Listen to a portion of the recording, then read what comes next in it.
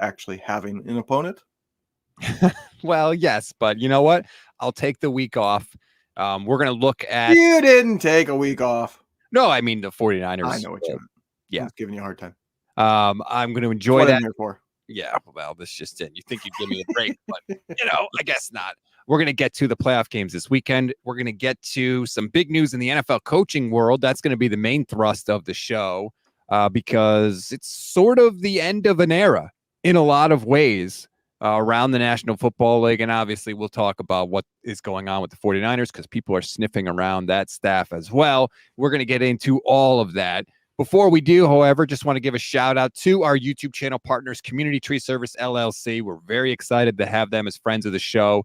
They do anything that you need for your yard: tree trimming, home fire hardening, debris removal, land clearing, hazard tree removal. If you need something done in the yard, contact Community Tree Service. I promise you they will take care of it. You can call them 831-763-2391. You can email estimating@cts831.com or visit the website communitytree.com to schedule an appointment, and estimates are free. Mention you're a Niners fan, that you heard about them from us. You get $200 off your quote. If you're a non-49er fan, they'll probably charge you more, so maybe don't tell them that. Community Tree Service is licensed by the California State License Board. License number 1100816. All right, Levin, let's just dive into it. I really think that this is now the official start of the Kyle Shanahan, Sean McVay era in the National Football League. Bill Belichick, no longer the head coach of the Patriots. Pete Carroll, no longer the head coach of the Seattle Seahawks.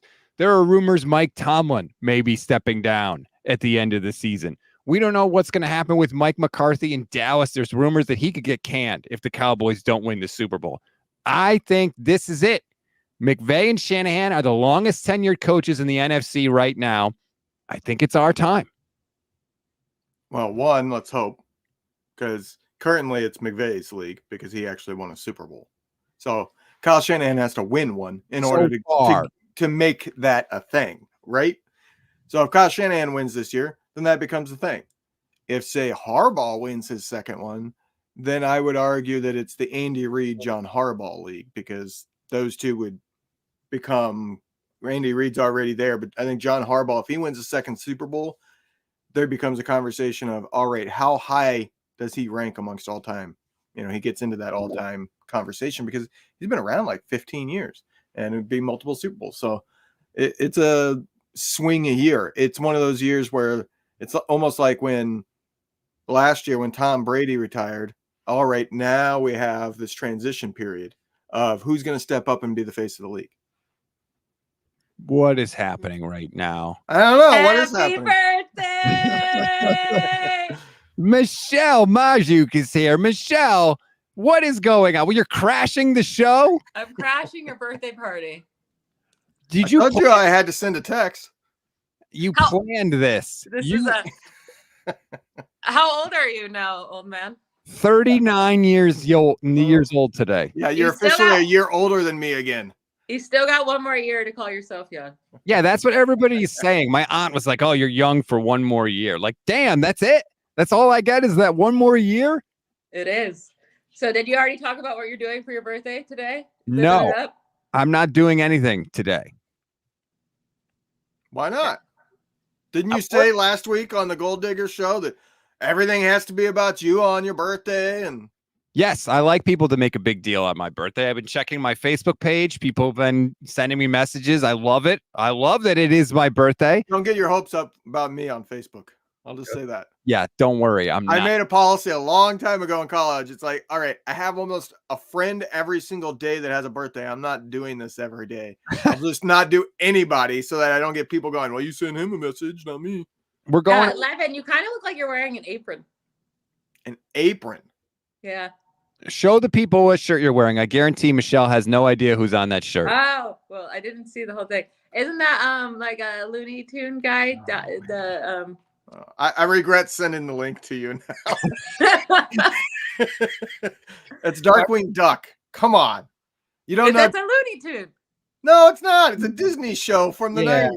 Jeez, you don't know Teenage Mutant Ninja Turtles. Now you don't know Darkwing Duck. I think we need to do like an episode where we just go through every single cartoon from the 80s and 90s and see if Michelle can even get 10% of them identified correctly. Probably not. Sounds like an off-season show. Michelle, really quick, is Mike Tomlin going to be your head coach, or is he going to step down after this year? Because there's some smoke out there. I think he'll be the head coach. I don't know. That seems like very random. It would be a random decision by him, and really unfortunate for the franchise. You'd have opens the door for Big Ben to come back and be the coach, right? No, but if they do want to go hire a fun offensive coach, I'm down for that, actually. Then you would have Belichick, Pete Carroll, Mike Tomlin all retiring or leaving their teams, I should say, in the same season. It'd be wild. What would be crappy is if he waits a long time to do it, because then all the best coaches would be gone. True. Yeah. I don't see it either. I think he's Pittsburgh through and through.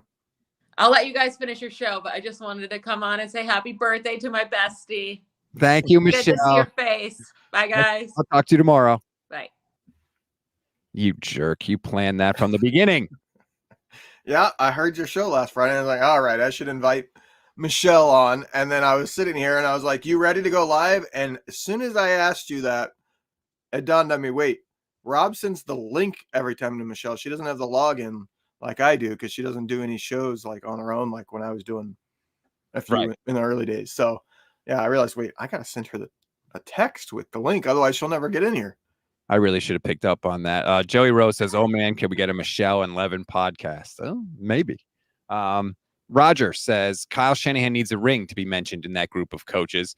Yep. Yes, I think that's fair, but also like, I just feel like we're on the precipice of this. Like, look what happened with Belichick once he got Brady. They were playing for the Super Bowl every single year. Andy Reid with McNabb was in the NFC Championship game, felt like every year. Certainly with Patrick Mahomes, they never failed to make the AFC Championship game. Now that you've got Kyle and you've got Brock, it feels like that's the era that we are entering into. You know, Rob, if you like this narrative, you should put a ring on it. Huh? Huh? Yeah, there you go. You're welcome. Nice birthday dad joke pun. You're welcome. Exactly. Hey, I heard you make one. I think it was with Michelle last week. It might have been. No, it was with Vish. You made one on Monday, and Vish called you out on it. Yes, I know. The first thing he did when his return was call me back out on my puns. It's pretty bad. We do have some other 49ers coaching news, and it's not really coaching. I guess it's more front office stuff, but it's Adam Peters, who apparently is in a second round of interviews with the Commanders. And the reporting is that they're going to make a decision in a few days, Levin. I had thought maybe Peters would be willing to wait until the end of the 49ers playoff run to see if they won a Super Bowl, and maybe he could become the GM in that case. But apparently, no. If he gets that job, he's going to take it. I mean, that would be running up against it a little bit, because if you wait until after the Super Bowl, you only got, 3 weeks until the combine? So you would already want your GM settled, moved across the country, gotten all the logistic type of stuff out of the way, so then they're ready for the combine, not rushing to try to get up to speed to be able to go into the combine. I mean, you got to set your scouts, right? When you become the GM, tell your scouts what to do, give them assignments, things like that. So I would say that teams aren't going to wait. So I don't think Peters can wait either. That's an interesting question. I hadn't really thought of that. The weird thing is, like, the Commanders have a GM.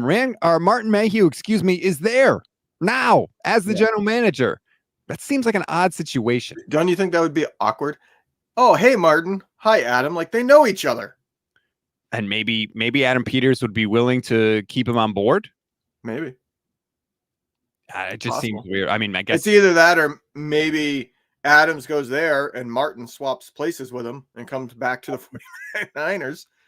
I wouldn't hate that, to be honest with you. No, I think that's very possible. I would absolutely sign for that. Or Tariq Ahmad could get promoted. I don't know what the 49ers plans are, but I feel like if they really wanted to keep Adam Peters, and thank you, everybody, for the birthday love in the chat. I appreciate that. But if they really wanted to keep Adam Peters, when they announced that Lynch was the president of football operations, they should have just promoted Adam Peters to GM at that time, right? That's what you do if you want to keep him and you don't want him to interview anywhere else. If it's that important to you, you nail it down then, don't you? Well, I got a theory on that. I have no idea if it's true. It's just a thought that I have not heard you bring up, because I've heard you bring up that point on multiple shows already this week. My thought on that is, if Peters accepts that promotion, the 49ers can deny him interviews for other GM positions because it has to be a promotion. Right. So he might have been offered it and he said, no, I want it for real or not at all, so that you can't deny me interviews for a real GM position. You know what I mean? It probably wasn't phrased in that way, but I could see them saying, hey, we want to give you the GM title, and him saying, well, if there's still another guy that gets final say on personnel over me, I don't want that title, so that I still have control of my own future. That's a good point, I suppose. And we don't know, like, You suppose, you know, damn well, it's a great point. We don't know how much, like you're saying, if let's say Peters was promoted to GM, how much like actual GM power would he have? I don't know. Would John Lynch go into more of kind of a ceremonial type role? I'm not quite sure. And I still don't know how important Adam Peters is. I can't decide. And I don't know if there's any way that we'll ever know for sure. Vish tends to think that Kyle Shanahan is more important. I talked with Guy Haberman of the Haberman and Middlecoff podcast. He thinks Adam Peters is very important. So I guess I need a tiebreaker. I would say both of those are true. Kyle is the more important piece because he does have some personnel say, and coaching to me is more important than GM, even though GM is massively important.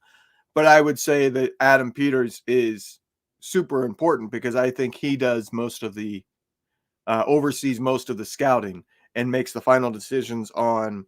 And I know Grant kind of shares a similar philosophy that Peters has more to do with the later rounds than the early rounds. And the later rounds is where the Niners make up for their misses in the early rounds. True. So I think Peters is incredibly important, but I do, like, if I had to pick between Peters and Shanahan, I'm picking the coach every time. Oh, yeah. Yeah, without question. I think that everything that has come out of this era is a direct result of hiring Kyle Shanahan for sure. And look, we have seen the 49ers, they replaced Robert Saleh. They replaced D'Amico Ryans. They replaced Rand Carthon. They replaced Martin Mayhew. Like, they have been able to continue keeping the train moving down the tracks while having to fill a lot of key positions. And that's not something we should take for granted. That's a skill, too, that people in the organization, mainly Kyle, have to have. And so far, they have done it. Although I do have to wonder, Levin, like, at some point, don't all these losses take their toll? It depends, because I think the reason why so many defensive coordinators have been able to come in and find success, including the first two being first-time defensive coordinators, is because of Kyle. And we talked about that in the preseason because of the podcast that came out over the summer, where they talked about how Kyle was the only offensive coach that they've ever seen. And this is like all his buddies. This is LaFleur and McVay and McDaniel all saying that Kyle sits in on the defensive meetings and he knows more than anybody else in that room. So I think that allows him to help that defensive coordinator, along, help him set a game plan for the game. I'm sure he probably gives them pointers like, hey, these are the plays that I think might be more of your bread and butter, this style of coverage. So stick to this, blah, blah, blah. And then I'm sure at halftime, he goes, hey, this is what they're doing. You should make these adjustments. So I think he makes it very easy. And all you need is a smart defensive mind there, and they can learn how to become a good defensive coordinator. And that's the effect of Kyle. That's why he might be the most valuable coach at this point. Until he wins the Super Bowl, you can't say he's the best coach. But I would say maybe he's the most valuable because I think he is unique in that. The amount that he improves the defense as well as the offense, I don't think there's any other coach like that in the league.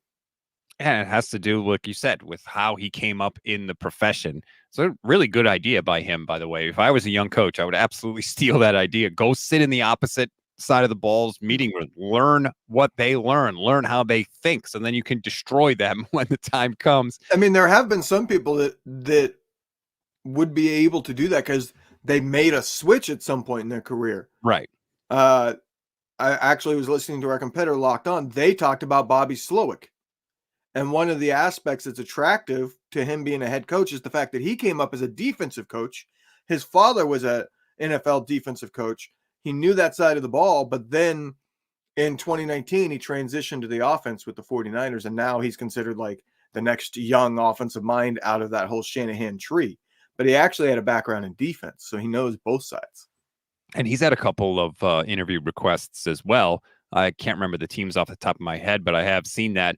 Jesse Niners says Levin's hat is dripping. People like your hat. Where'd you get that hat? From the NFL shop. Oh, look at you. By the way, there's not just people sniffing around Adam Peters. There's also people sniffing around Steve Wilks. We know the Chargers want to interview him. And early this morning, Mike Garafolo tweeted out the Falcons have requested permission to interview Steve Wilks for their head coaching job. Kind of surprised. I knew he would have some interest. I didn't know that he'd have multiple teams, Levin. Are you worried at all about Steve Wilks flying the coop? I would say very low. I don't think he'll end up getting a job this time. I think if he's smart, he's patient and waits for the right one. Now, I would say the Falcons might be one that I would be willing to jump for because they basically have a crazy talented roster minus the quarterback. Now, that's easier said than done, obviously, to find the quarterback, but they have tons of talent there to mess with, and I would say you could probably attract a lot of the top offensive minds out there as a potential coordinator because of all the weapons that they have. That would be an attractive spot for an offensive coordinator, which is what he would need. But if I'm being honest, my thought is a lot of this has to do with the whole Rooney Rule. Yes, he has the chance to win the job because he is a smart guy, but it's a year too soon. But you need a minority candidate that you try to avoid giving somebody an interview that just comes off as, yeah, we're giving a token interview to a minority candidate to fulfill that rule. And that would be Wilks. Wilks, a former head coach, coaching one of the top defenses on one of the top teams. It's an easy checkbox to make, so to speak. To be clear, you're not saying Steve Wilks doesn't deserve a head coaching job. You're just saying you think he's not the hottest candidate out there, but he's a worthy candidate. And, oh, by the way, he happens to satisfy this rule. I believe that's what it is. It doesn't mean that he can't go in and blow people away. Like when Sean McVay got his head coaching job, he wasn't seen as somebody that was likely to get one, that it was too early for him, but then he blew away the Rams in the interview. And Falk famously told their GM, if you don't hire him, you made a mistake after meeting with McVay as a favor. To me, Wilks, he could, but I think it's very small percentage chance. I think teams want him to do it multiple years, kind of refresh. And as you have mentioned, he has that lawsuit. I think most teams would want that finished before, because what if he needs to do a disposition in the middle of the season or whatever? Like, you don't want your head coach dealing with a lawsuit. You mean a deposition?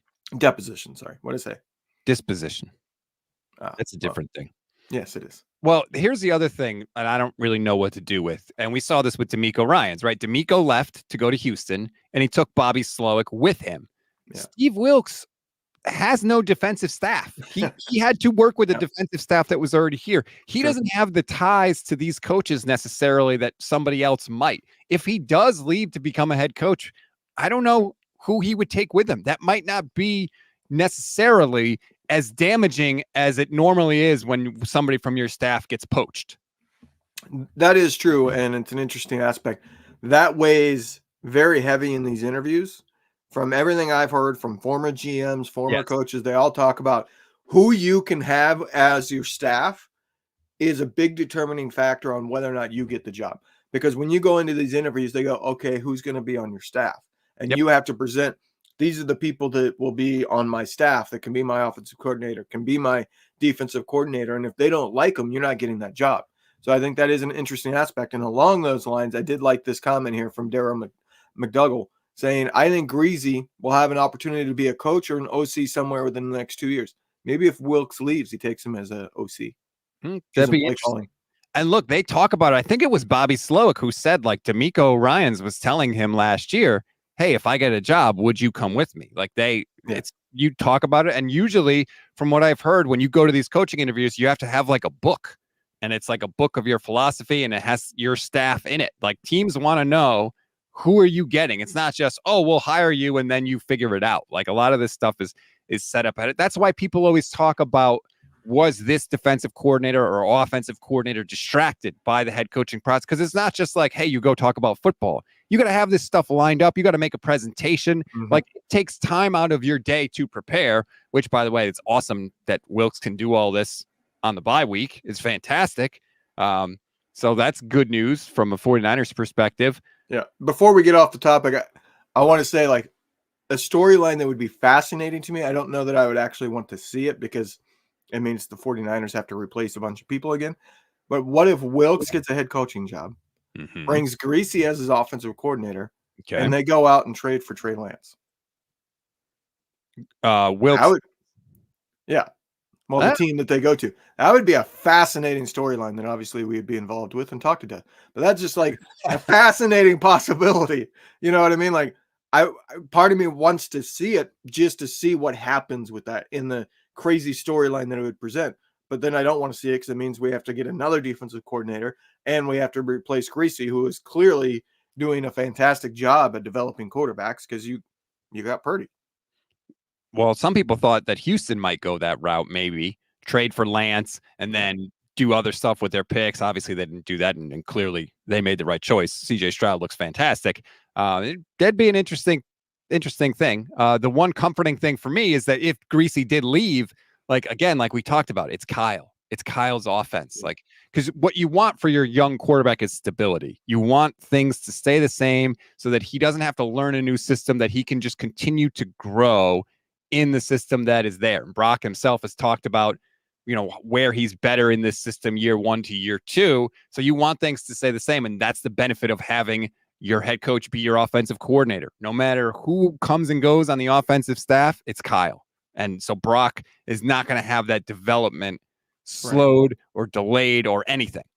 But that's all the more reason why Greasy would want to leave if he was given play calling ability, because as long as he's with, he's going to fall into the McDaniel aspect, that as long as he's with Kyle, he's going to struggle to get the credit that he might deserve to have.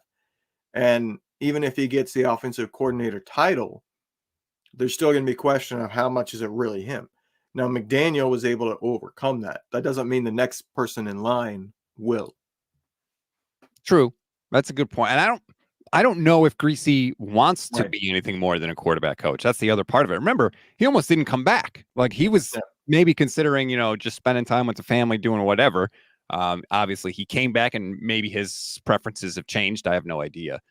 Adam McGurk, thank you very much for the donation. YouTube channel member. Happy birthday, Stats. Not trying to derail the convo, and I know Kicker Talk has been beat to death. I don't understand your lack of concern, so I want to hear two things you're more concerned about for the playoffs than kicker. Well, all right, Adam, no problem. By the way, shout out to all the YouTube channel members. If you want to become a YouTube channel member, it's less than $3 a month. You get custom emojis, membership badges, priority comment response. It's greatly appreciated by me. If you want to pay $4 a month, you get early access to 49ers in 5, our daily 5-minute update. Keeps you in the know on everything going on with the 49ers. If you pay the extra $1 a month, you get immediate access to that as soon as it is finished. Okay, Adam. Funny you mentioned that, actually, because there is a column on ESPN.com right now about like 3 concerning things for each team in the playoffs. And I got to tell you, the ones for the 49ers, it just goes to show how good of a spot the 49ers are in, because the ones for the 49ers are so nitpicky. And this is Nick Wagner, by the way, who I feel like does great work. The first thing he mentions is coming from behind. And he points out that the Niners trailed at halftime 3 times this year. They lost all 3 games. They trailed going into the fourth quarter 4 times this year. They lost all 4 of those games. So that's definitely listed as one thing. I'm not even really as concerned about that. What I'm concerned about more than Jake Moody is the run defense, specifically the run defense without Eric Armstead. And I think that was actually listed in this article. The Niners run defense with Eric Armstead was allowing less than 3 yards per carry, or less than 4 yards per carry, 3.7.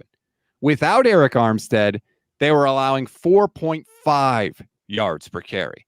Now, Armstead supposedly can play. Kyle said he could have played last week against the Rams, so hopefully that's good. But if they have to face the Rams and Eric Armstead's not healthy, Kyren Williams could have a lot of success. Yeah, Kyren Williams is definitely something to be scared about in that matchup. It's a wrinkle that the 49ers haven't really dealt with, because they played him early in the season before they emerged, and then they played him in the final week when he was being rested. Same with the 49ers resting a bunch of people. So that's an aspect that the 49ers haven't dealt with. And when they had a really good running back and Todd Gurley, the Rams were capable of beating the 49ers. Now, granted, the 49ers weren't what they are now during that time either, but the point remains, like, it is a different level of team when they have a running back that's a difference maker, and Kyron Williams might be the second best running back in the league now.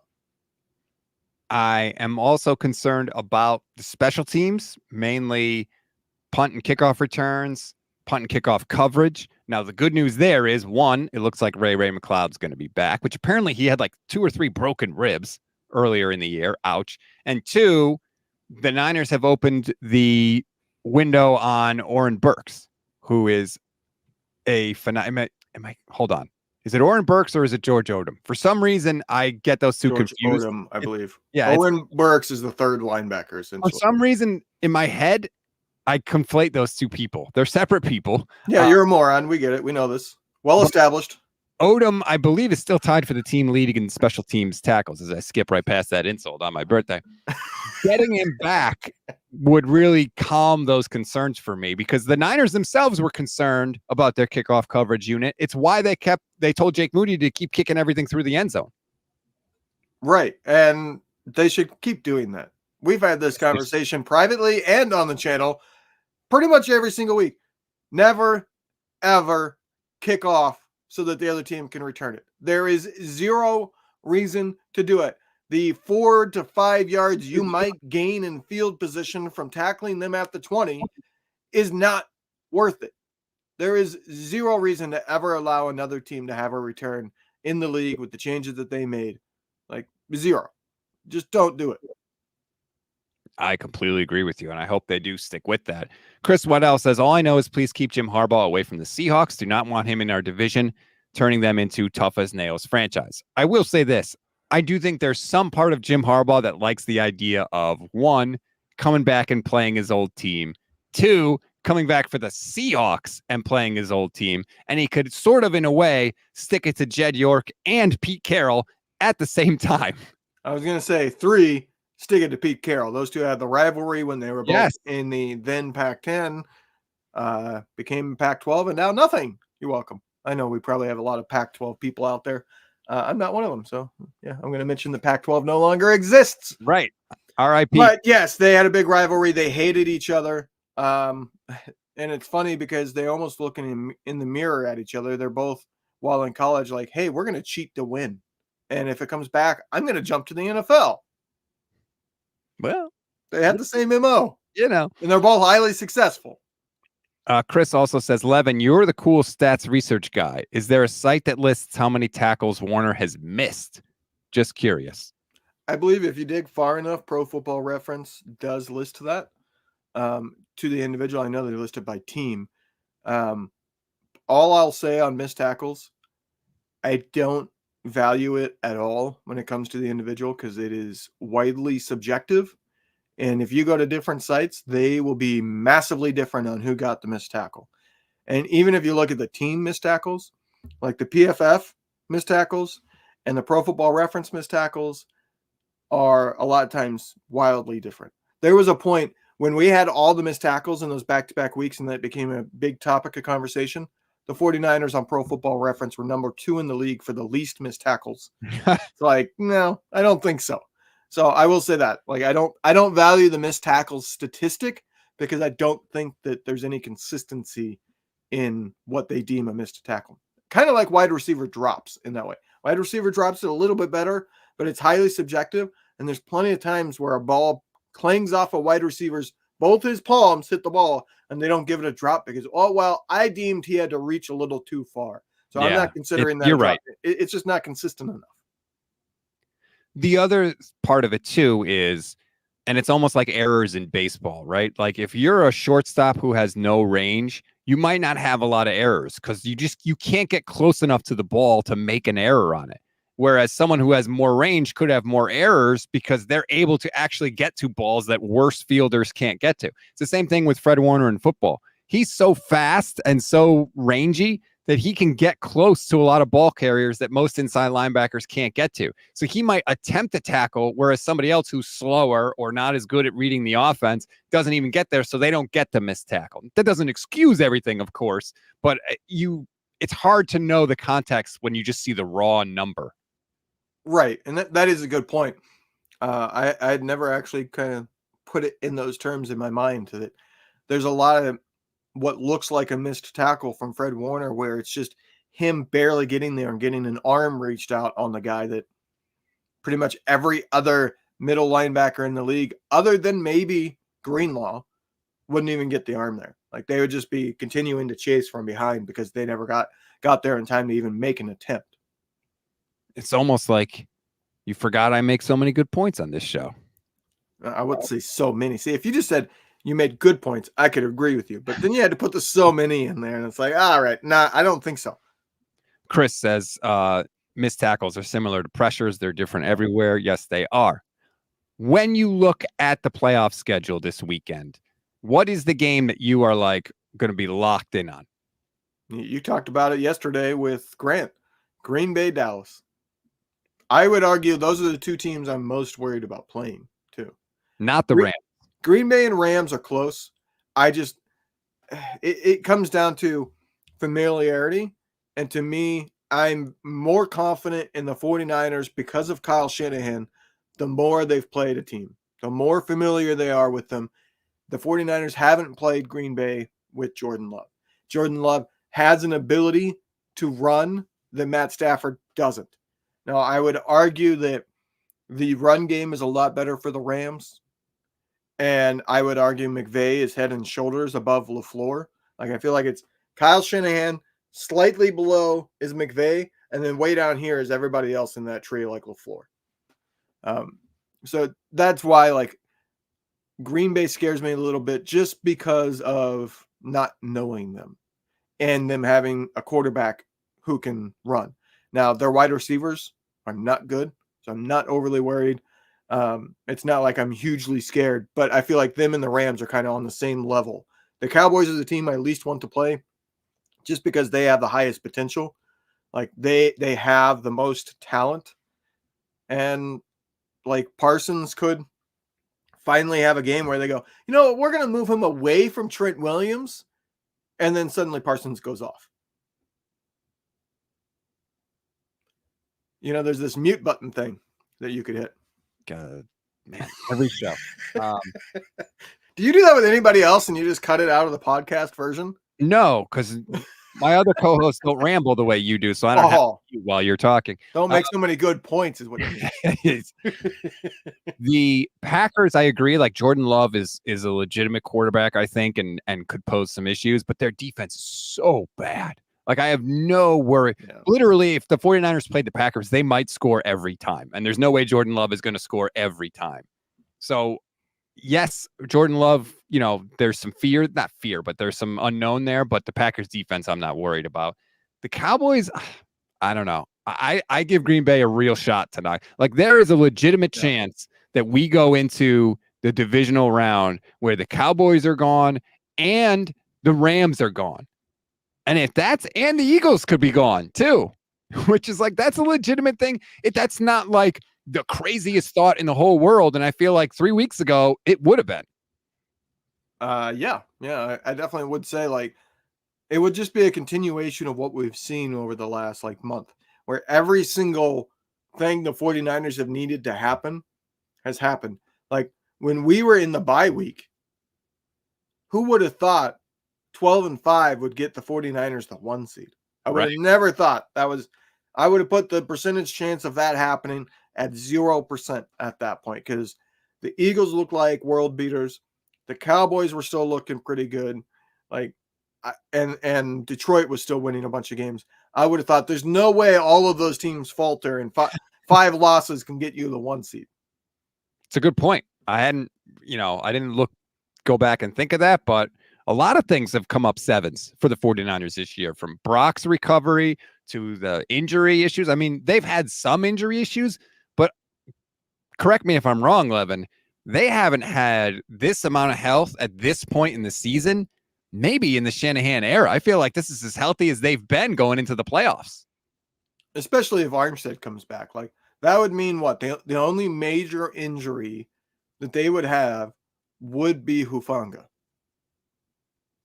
Yes. I don't think there'd be any other. There might be a few that are like, oh, well, they would have played some, but there's no like major injury. They would have every starter.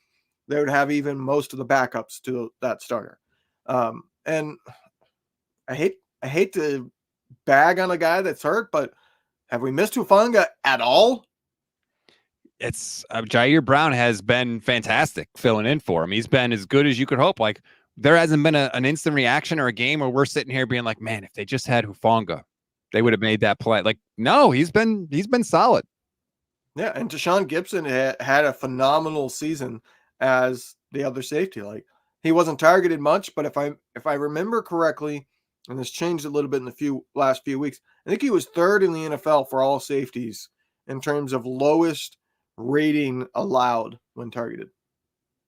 Again, this is a guy that they picked up like right before, like late in training camp. Like, he was an afterthought, and he's been a really good starter for them for 2 years now. Last year, he led the team in interceptions, and this year he's been fantastic, and he's really helped. I'm sure he's helped Jair Brown, very young safety. So that has been that's another thing, right? Was that Adam Peters? Was that Kyle Shanahan? Like, was that John Lynch? We don't even know who to credit for that. Chris Waddell says, starting to think Stats does the mute button on purpose, becoming a signature on this show. Also, happy birthday. Lions are the team I'm most scared of because of their run game.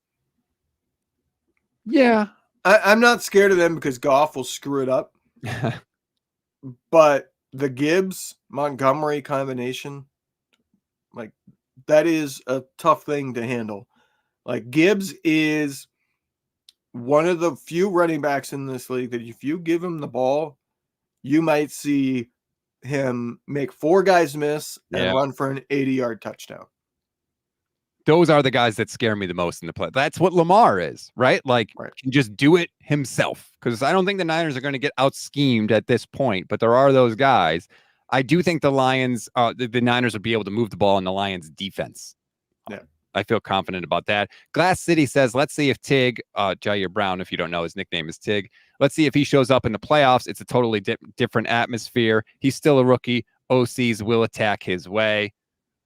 Yes, I think that's a fair thing, but also, like, I think it's easier to adjust to that if you're Wilks, if you know, like, all right, they're going after this guy, like, we can adjust and we can deal with that.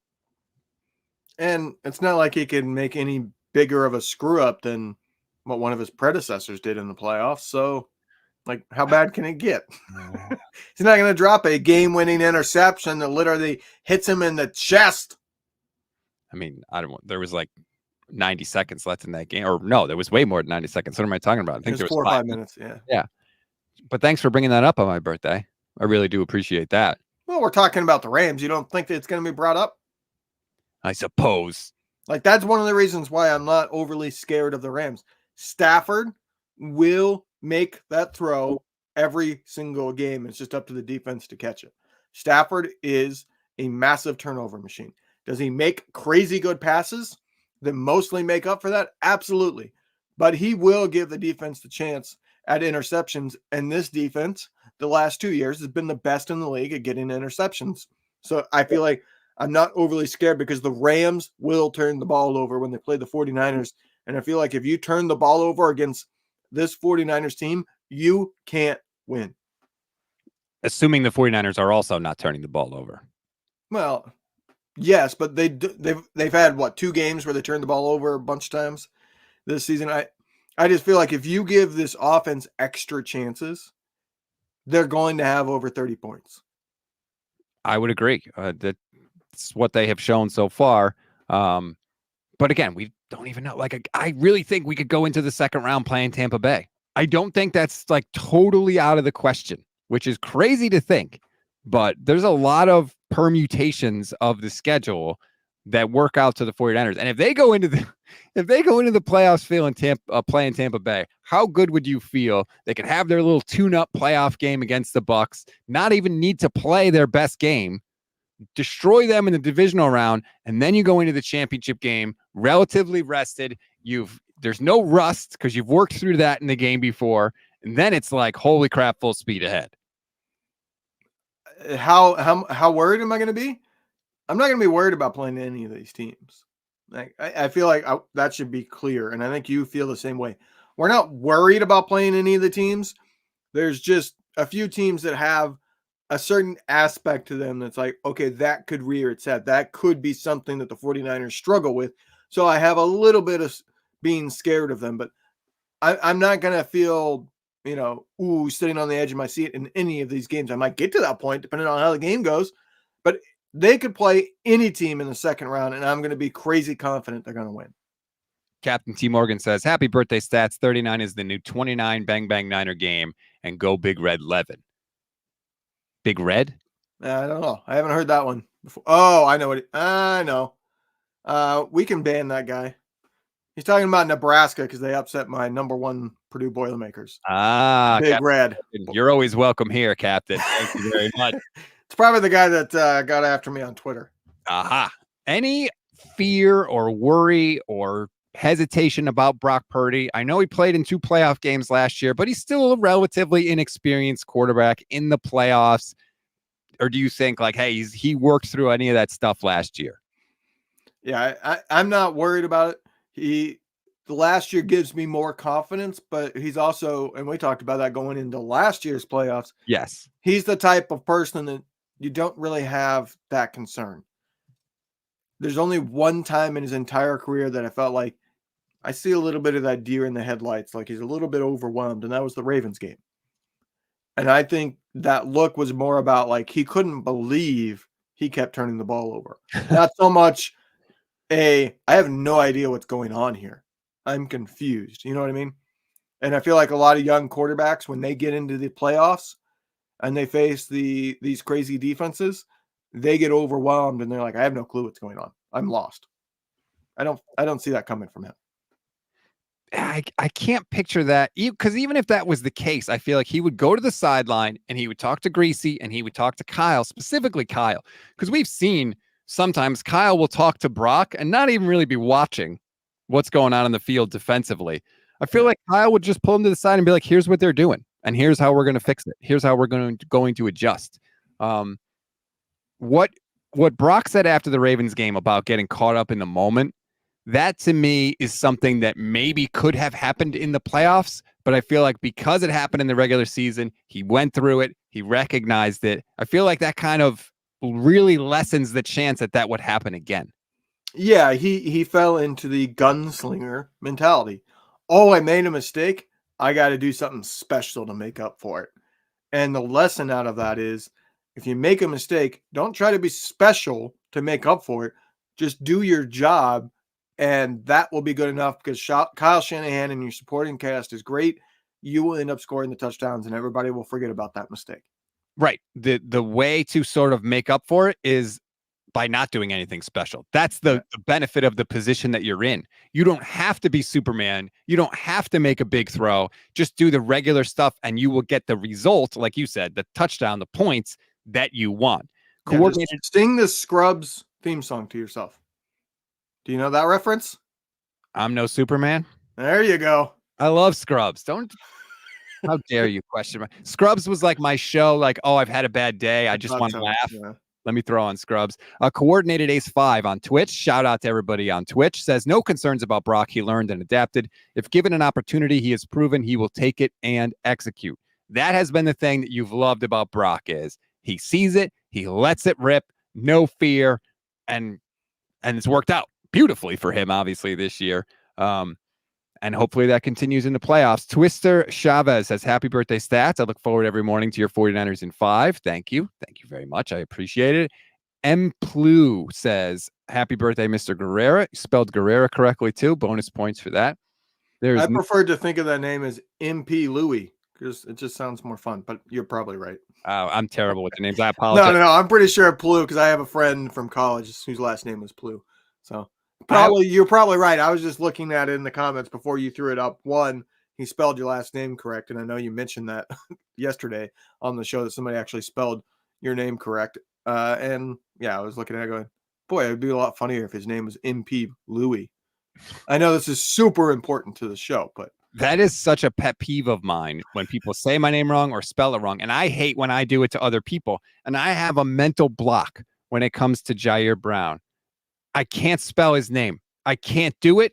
I can't even say it out loud. It's terrible. I feel awful about it. I have literally tried writing it down and saying it to myself.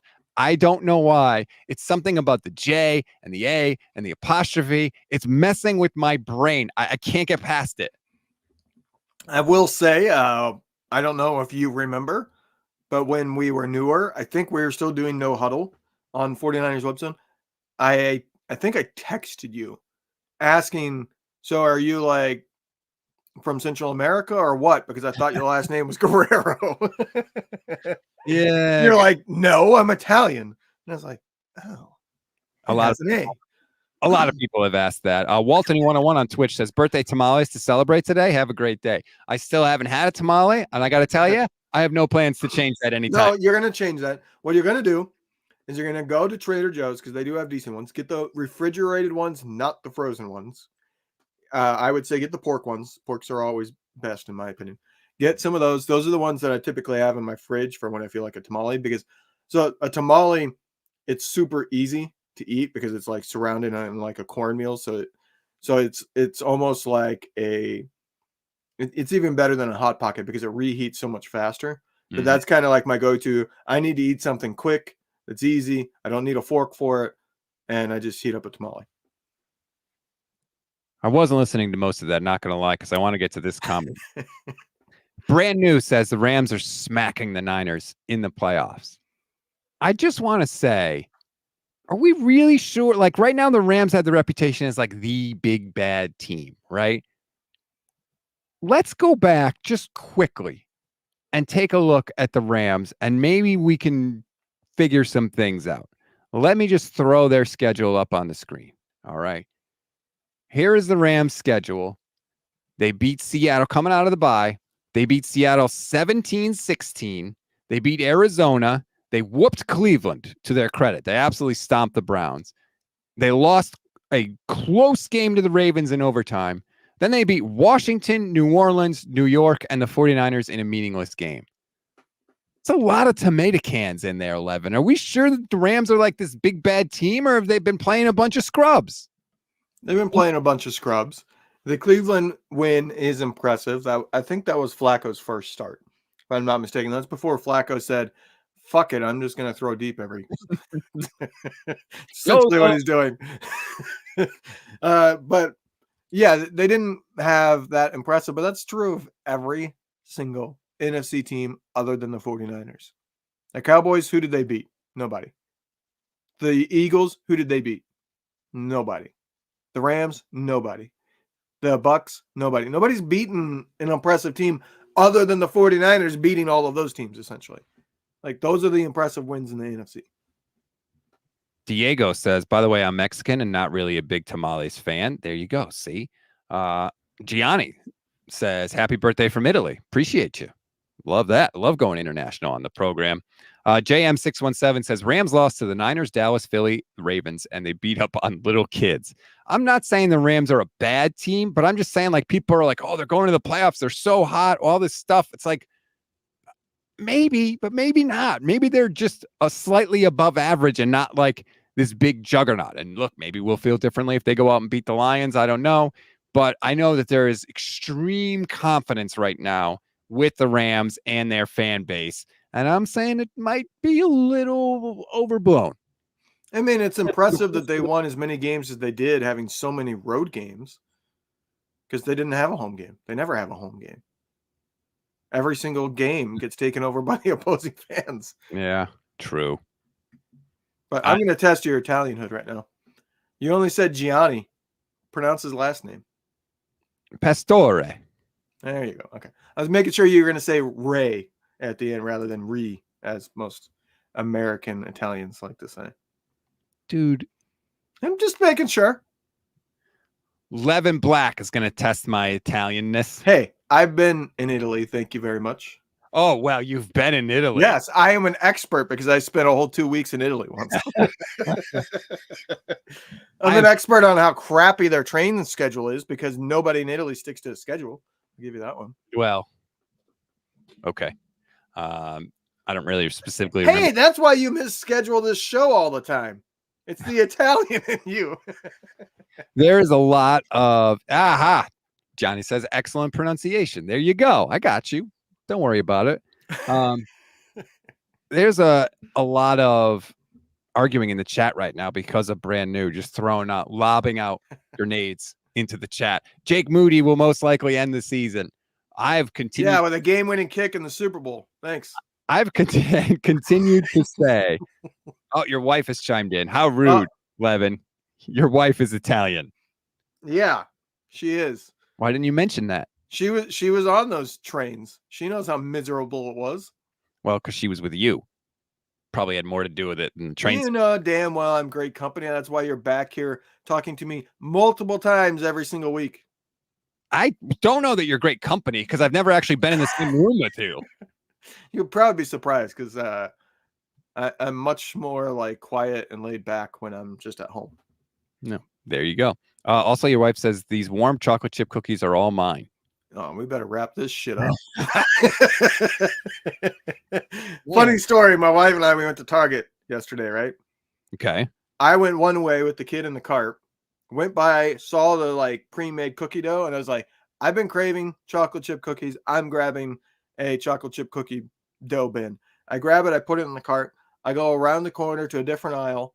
I start looking for my wife. I find her. She walks up with a different package of pre-made cookie dough. We went to the same aisle, like within a minute of each other, but didn't see each other. We both had the same idea. That's how you know you found the right person. Mike points out, how's the Rams fan going to say the Niners season's going to end with the field goal kicker when the Rams missed 11 field goals this year? Yeah. True. It's true. Their kicker stuff is bad. And I'm mad at my wife right now because she said, happy birthday, Rob, not Woody. Yeah. See, there you go. I appreciate that. We don't even know that it's going to come down to Jake Moody. The last time the 49ers won the Super Bowl in 94, Doug Bryan was a rookie kicker, and he kicked 3 times that entire playoff run. Like, you just may not need it. Everyone's sitting there saying, oh, it's going to come down to a kick. How do we know? This whole 49ers team is constructed to win and beat you by multiple scores and to not depend on a kicker. So Jake Moody may never kick a friggin' field goal in a clutch situation. It's absolutely true that he might not. Like, field goal kicking, we don't need our Norwood situation. We don't need to cement our legacy as, like, you know, the new Buffalo Bills who can never get over the hump. I'm just not into, like, I have said multiple times with you that until he proves he can do it in the clutch, that's a concern of mine. But it's not me sitting here going, I don't want to see him try a kick. I need to see him replaced. We need to go find somebody else. It's just, that was my concern coming into the draft after they took him, that, hey, I looked at his home road splits. It seems like when he had a pressure kick, he missed. So that's been my concern from before he ever put on a 49ers jersey. And we have yet to see him have that opportunity other than one time against the Browns, have the chance to make a game-winning kick. Yeah, I know there's a lot of people saying, oh, he lost us the Rams game. He missed the kicks in the second quarter. Like, it's not the same as the Browns. It's just not. Like, the Browns was basically the last play of the game. And by the way, the Rams kicker missed 2. So that's true. If you say all kickers make their kicks, the Niners still lose. Coordinated Ace 5 says, if we are going to use him early and have him get a feel for how the pressure gets to him. Use him in the first game and see how it goes. Then we'll know if we can use him going forward. See, that's the weird thing now. Are we going to be at, like, if Jake Moody misses a single kick in the playoffs, they have to cut him? Like, it's a weird. I liked that Kyle came right out and said, nope, we're good. Like, I like that he didn't even open that door. And I hope that that's not where we're at with Jake Moody. We're like, oh my God, he has to make every kick. Otherwise, we got to get rid of him. I say, ride it out. Live or die. You made your bed. You drafted him in the 3rd round. Live with it. Don't let it come down to the kicker. No, you give him a second year no matter what, basically.